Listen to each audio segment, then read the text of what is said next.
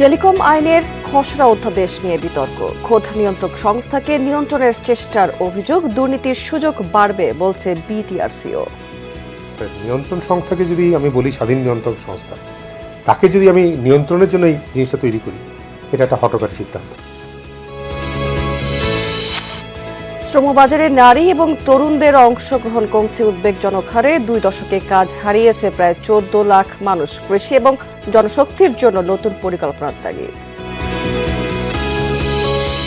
যুক্তরাষ্ট্রের নতুন অভিবাসন নীতি নিয়ে আতঙ্ক। কার্যক্রম সীমিত করেছে অনেক ইমিগ্রেশন প্রতিষ্ঠান। তৃতীয় বিশ্বের অভিবাসীদের বোঝা বললেন ট্রাম্প।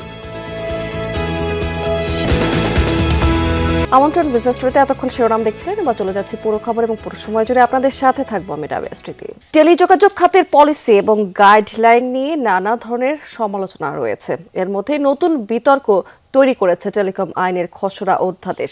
অভিযোগ, খোদ নিয়ন্ত্রক সংস্থাকে নিয়ন্ত্রণের এই অধ্যাদেশ জারি হলে বিনিয়োগে আগ্রহ হারাবেন বৈশ্বিক উদ্যোক্তারা।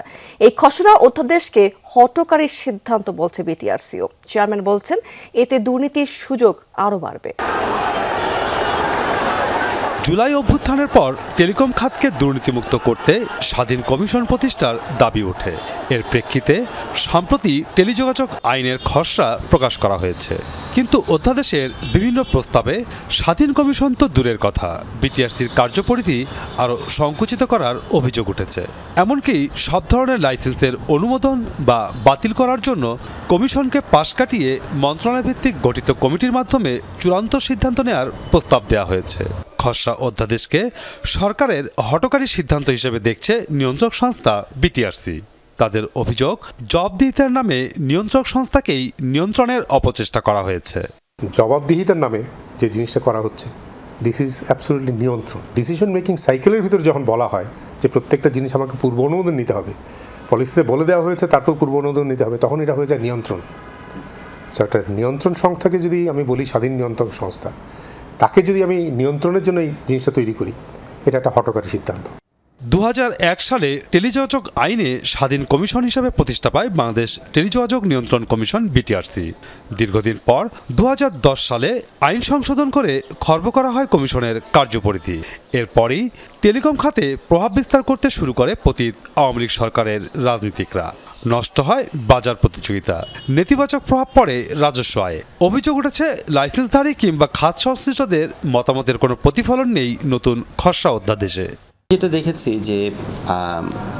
যে ড্রাফটটা দেওয়া হয়েছে, সেই ড্রাফটটা আমরা যেটা এক্সপেক্ট করেছিলাম তার সম্পূর্ণ উল্টো। এখানে বিটিআরসির ক্ষমতার খর্ব তো করছেই, বাট এখানে ক্ষমতাটাকে মিনিস্ট্রির জায়গায় ধরেন যে কমিটিগুলোতে নিয়ে যাওয়া হবে, আমরা এই ফ্রেমওয়ার্কটা কিন্তু অন্য কোনো লেজিসলেশন সেভাবে পাই না।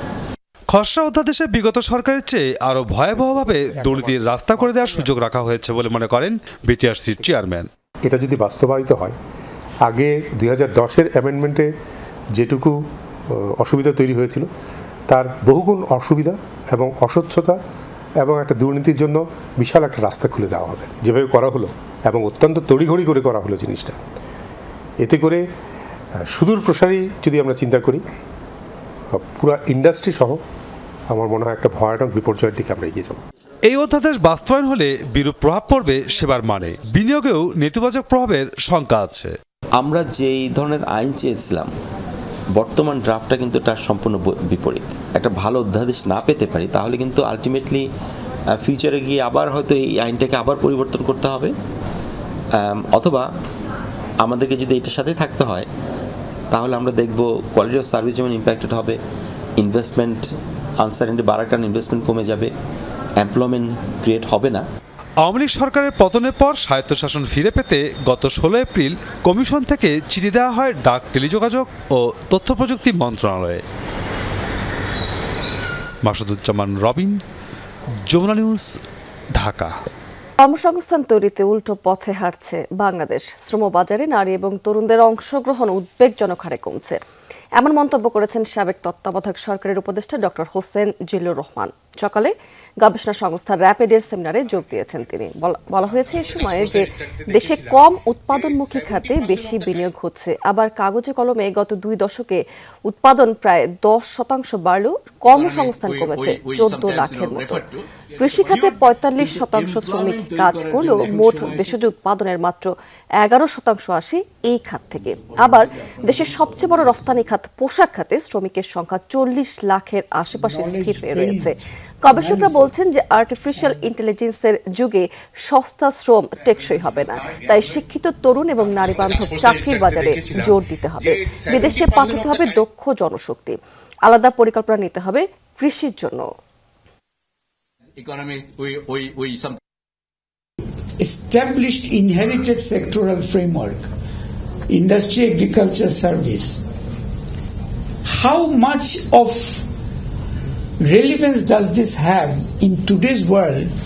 যেখানে various forms of new capital has emerged, intangible capital, which doesn't fall into any of these in a neat way. গত 2 দিন ধরে লালমনিরহাটের বুড়িমারি স্থলবন্দরে আটকে রয়েছে ভুটানগামী ট্রাকের চালান। ভারতীয় কাস্টমস কর্তৃপক্ষের অনুমতি পেলেই রওনা হবে ট্রান্সশিপমেন্টের এসব পণ্য। গেল বৃহস্পতিবার চট্টগ্রাম বন্দর থেকে প্রায় 6.5 টন ট্রাকের চালান ভুটানের উদ্দেশ্যে যাত্রা করে। এটি শুক্রবার ভোরে লালমনিরহাটের বুড়িমারি স্থলবন্দরে গিয়ে পৌঁছায়। ভারত হয়ে ভুটানে যাওয়ার কথা রয়েছে মালবাহী এই কন্টেইনারে, তবে এখনো পর্যন্ত ভারতীয় কাস্টমস কর্তৃপক্ষের অনুমতি মেলেনি। দেশটির স্থলবন্দর কর্তৃপক্ষকে চিঠি দেওয়া হয়েছে বাংলাদেশের পক্ষ থেকে। এদিকে ট্রানজিট পেয়ে ব্যবসায়ীরা খুশি হলেও লালমনিরহাট থেকে বুড়িমারি জাতীয় মহাসড়কটি সরু হওয়াতে মাঝে মাঝে দুর্ঘটনা ঘটছে সেখানে, তাই এই সড়ক 4 লেন করার দাবি জানিয়েছেন স্থানীয়রা। বুড়িমারি কাস্টমস আমাদের কাস্টমস আনুষ্ঠানিকতা সফলভাবে সম্পন্ন করেছি। ভুটান ইন্ডিয়ান কাস্টমসের কাছ থেকে এখনো রুট পারমিট পাই নাই। রুট পারমিট পাওয়া মাত্র আমরা আমাদের এই চালানটি খালাস প্রদান করব। শুধু গ্রীষ্ম না, এবার তরমুজ মিলবে শরৎ আর হেমন্তকালে। দামও বেশ সাশ্রয়ী হবে এমন অসাধ্য সাধন করেছেন ঝিনাইদহের কৃষক আব্দুর রহিম। মালচিং পদ্ধতিতে তরমুজ চাষ করে রীতিমতো তাক লাগিয়ে দিয়েছেন এই প্রবীণ। 1 বিঘা জমিতে লাভ করেছেন প্রায় লাখ টাকা। জানিয়েছেন সহজ চাষ পদ্ধতি আর স্বল্প খরচের কারণেই মূলত এই তরমুজে আগ্রহ দেখাচ্ছেন অনেকেই। প্রণোদনা দিতে চায় স্থানীয় কৃষি বিভাগও। প্রচণ্ড গরমে প্রাণ ঠান্ডা করে তরমুজ। এটি মূলত গ্রীষ্মের ফল, তাই সারা বছর পাওয়া কঠিন। ফলে একসময় পিসের হিসেবে যে তরমুজ কেনা যেত, এখন সেখানে টাকা গুনতে হবে কেজি দরে। তবে তরমুজের এই দুষ্প্রাপ্যতা ঘুচিয়েছেন ঝিনাইদহের হলিধানের কৃষক আব্দুর রহিম। মালচিং পদ্ধতিতে 1 বিঘা জমিতে ব্ল্যাকবেরি তরমুজ চাষ করেছেন তিনি। খরচ হয়েছে মাত্র 40,000 টাকা। ফলন মিলেছে 3 মাসেরও কম সময়ে। সেই তরমুজ বিক্রিও করে ফেলেছেন ষাটোর্ধ্ব এই কৃষক। ঠিক কিভাবে এই অসাধ্য সম্ভব করলেন তিনি? বড় ধান করলে বড় যে 3 মাস 100 দিনের এদিকে ধান আসবে না, তাই এটা আমি 75 দিনের ভিতর পাচ্ছি।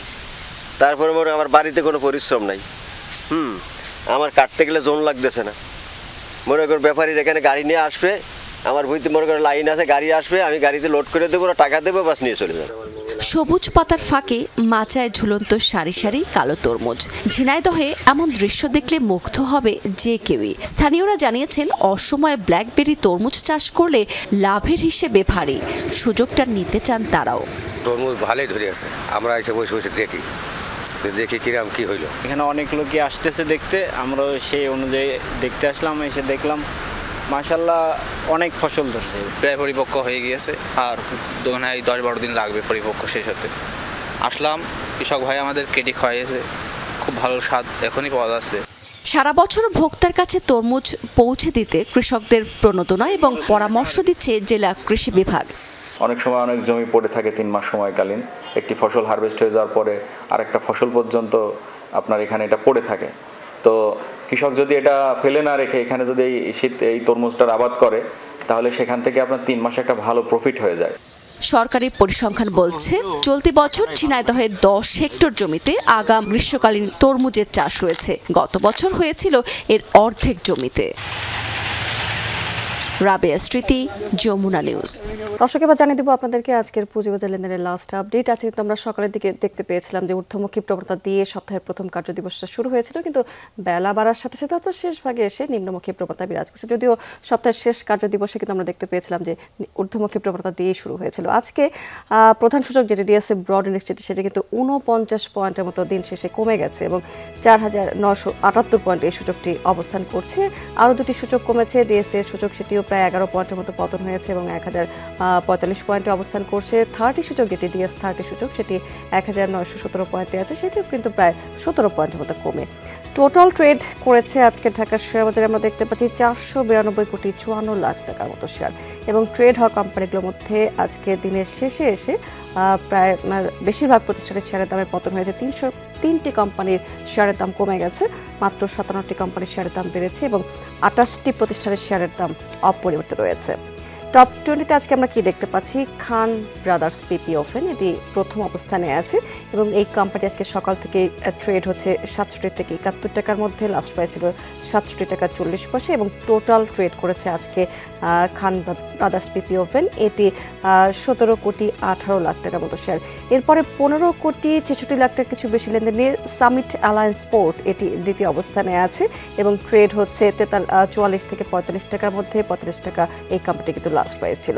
ডোমিনিস তৃতীয় অবস্থানে আছে এবং এই কোম্পানিটির আজকে লাস্ট ট্রেডিং প্রাইস ছিল 24 টাকা 20 পয়সা এবং টোটাল ট্রেড করেছে আজকে সারাদিন ধরেই 13 কোটি 18 লাখ টাকার মতো। চট্টগ্রাম শেয়ার বাজারে কি অবস্থা, সেখানেও কিন্তু আমরা নিম্নমুখী প্রবণতাই দেখতে পাচ্ছি। অন্যান্য সূচক 3টি সূচক কি আজকে প্রধান 3টি সূচকই কমেছে। ডিএসসি 30 30 সূচক যেটি সেটি 46 পয়েন্টের মতো কমেছে। সিএসএক্স সূচক যেটি সেটি 32 পয়েন্টের মতো এবং সার্বিক সূচক যেটি সিএসপিআই সেটি কিন্তু 7 পয়েন্টের মতো কমে অবস্থান করছে 13,976 পয়েন্টে। আজকে সিএসসি টোটাল ট্রেড করেছে 15 কোটি 7 লাখ টাকার মতো শেয়ার এবং সারাদিন ধরে কিন্তু টোটাল সিএসসিতে ট্রেড হয়েছে 182টি প্রতিষ্ঠানে। এর মধ্যে এখানেও কিন্তু বেশিরভাগ প্রতিষ্ঠানের শেয়ারের দাম কমেছে। 119টি কোম্পানির শেয়ারের দাম কমেছে, 49টি বেড়েছে মাত্র এবং 14টি কোম্পানির শেয়ারের দাম অপরিবর্তিত রয়েছে। আজকে সিএসসিতে দর বৃদ্ধির দিক থেকে স্কয়ার ফার্মাকে প্রথম অবস্থানে দেখতে পাচ্ছি, অরিয়ন ইনফিউশন দ্বিতীয় এবং খান ব্রাদার্স পিপি ওভেন দ্বিতীয় অবস্থানে আছে এবং লেনদেনের ভিত্তিতে সিএসসিতে কিন্তু খান ব্রাদার্স পিপি ওভেন আবার প্রথম অবস্থানটি দখল করে রেখেছে। দর্শক, এই ছিল আমার হাতে পুঁজিবাজারের লাস্ট আপডেট। আমরা আন্তর্জাতিক প্রসঙ্গে চলে যাচ্ছি। ট্রাম্পের কঠোর অভিবাসন নীতি ঘোষণার পর অনিশ্চয়তায় দিন কাটছে যুক্তরাষ্ট্রে বসবাসরত বহু অভিবাসী প্রার্থীর। এমনকি যারা এই দেশটিতে পাড়ি জমিয়েছিলেন তারাও এখন আতঙ্কিত। ভিসা ইস্যু অনেক কমিয়ে দিয়েছে যুক্তরাষ্ট্র, ফলে কার্যক্রম সীমিত অনেক ইমিগ্রেশন সেবা প্রতিষ্ঠানে। ডোনাল্ড ট্রাম্পের অভিযোগ যে তৃতীয় বিশ্বের অভিবাসীরা মার্কিন করদাতাদের উপর বোঝা এবং অপরাধী। তবে বিশেষজ্ঞরা বলছেন যে মার্কিনীদের তুলনায় অপরাধে পিছিয়ে কম আয়ের অভিবাসীরা। তালেবানের বর্বরতা থেকে বাঁচতে যুক্তরাষ্ট্রে পাড়ি জমিয়েছিলেন এই আফগান সাংবাদিক। পরিবার নিয়ে সেখানে নিরাপদে কাটাতে চেয়েছিলেন বাকি জীবন। তবে ওয়াশিংটনের অভিবাসন সংক্রান্ত নতুন সিদ্ধান্তের পর ভবিষ্যৎ নিয়ে উদ্বিগ্ন তিনি। দুর্ভাগ্যজনকভাবে আফগানিস্তানে কোনো ভবিষ্যৎ নেই, সেখানে কোনো কাজের সুযোগ নেই। এছাড়া ফিরে গেলে আমার প্রাণহানির আশঙ্কাও রয়েছে। এ নিয়ে চাপে রয়েছে ভারতসহ তৃতীয় বিশ্বের ইমিগ্রেশন সহায়তা প্রদানকারী প্রতিষ্ঠানগুলোও। ভিসা অনিশ্চয়তায় দিন কাটছে অভিবাসন প্রার্থীদের, বাতিল হচ্ছে বিভিন্ন ইমিগ্রেশন প্রোগ্রাম। অভিবাসন নীতিতে অনেক পরিবর্তন আনছে যুক্তরাষ্ট্র। এখন খুবই কম সংখ্যক ভিসাই ইস্যু করা হচ্ছে, ফলে সম্পূর্ণ অনিশ্চয়তার মধ্যে দিন কাটাচ্ছেন অভিবাসন প্রার্থীরা। সম্প্রতি ওয়াশিংটন ডিসিতে এক ন্যাশনাল গার্ড সদস্য নিহত হওয়ার ঘটনায় এক আফগান শরণার্থীর নাম সামনে আসে। এরপরই অভিবাসন নীতি নিয়ে নতুন করে উত্তেজনা শুরু হয় দেশটিতে। ট্রুথ সোশ্যালের এক পোস্টে মার্কিন প্রেসিডেন্ট ডোনাল্ড ট্রাম্প ঘোষণা দেন সকল তৃতীয় বিশ্বের দেশ থেকে অভিবাসন স্থায়ীভাবে বন্ধ করবেন তিনি। এমনকি রিভার্স মাইগ্রেশন ঘটিয়ে ফেরত পাঠানো হতে পারে গ্রিন কার্ডধারী অভিবাসীদেরও। এই সিদ্ধান্তের পেছনে ট্রাম্পের ব্যাখ্যা, অভিবাসীরা যুক্তরাষ্ট্রে এসে বিভিন্ন অপরাধ ঘটাচ্ছে, মার্কিন করদাতাদের উপর বোঝা তারা। তবে বিশেষজ্ঞরা বলছেন মার্কিন নাগরিকদের তুলনায় অপরাধ প্রবণতা অনেক কম অভিবাসীদের। সাধারণত খুব শিক্ষিত না হলে কোনো অভিবাসী যুক্তরাষ্ট্রে আসতেই পারে না, তাই দরিদ্র দেশ থেকে আসলে সে অপরাধী নয়। বিভিন্ন গবেষণা বলছে মার্কিন নাগরিকের তুলনায় কম আয়ের অভিবাসীদের অপরাধ করার সম্ভাবনা কম। ট্রাম্পের এমন কঠোর অভিবাসন নীতি নিয়ে আন্তর্জাতিক অঙ্গনে শুরু হয়েছে সমালোচনা। তবে এ নীতি আদতেই বাস্তবায়ন হবে কিনা তা নিয়ে রয়েছে সংশয়। প্রাণপ্রতিম কুণ্ডু, যমুনা নিউজ। আন্তর্জাতিক আরও একটি প্রসঙ্গ, ক্যারিবিয়ান সাগরে চলমান মার্কিন উত্তেজনার মাঝে ভেনিজুয়েলায় আয়োজিত হলো সামরিক বিমান প্রদর্শনী ইন্ডাস্ট্রিয়াল অ্যারোনটিক্যাল এক্সপো ভেনিজুয়েলা 2025। শনিবার দেশটির আরাগুয়া রাজ্যের বিমান ঘাঁটিতে এই প্রদর্শনী আয়োজন করে বলিভিয়ান মিলিটারি অ্যাভিয়েশন। অংশ নিয়েছে সেখানে 60টিরও বেশি বিমান নির্মাণকারী সংস্থা। প্রদর্শন করা হয়েছে বিভিন্ন মডেলের অত্যাধুনিক প্রযুক্তির সামরিক আকাশযান, যেগুলো দেখতে ভিড় করে বহু মানুষ। বিমানের প্রদর্শনী ছাড়াও আরও নানা ধরনের অত্যাধুনিক প্রযুক্তি তুলে ধরা হয়েছে এই আয়োজনটিতে। ব্যবসায়িক নেটওয়ার্কিং সেশন এবং একটি সম্মেলনের আয়োজন করে দেশটির সামরিক বাহিনী। দর্শক, এই ছিল বিজনেস টুডে এখনকার আয়োজনে। এতক্ষণ সঙ্গে থাকার জন্য ধন্যবাদ আপনাদের সবাইকে।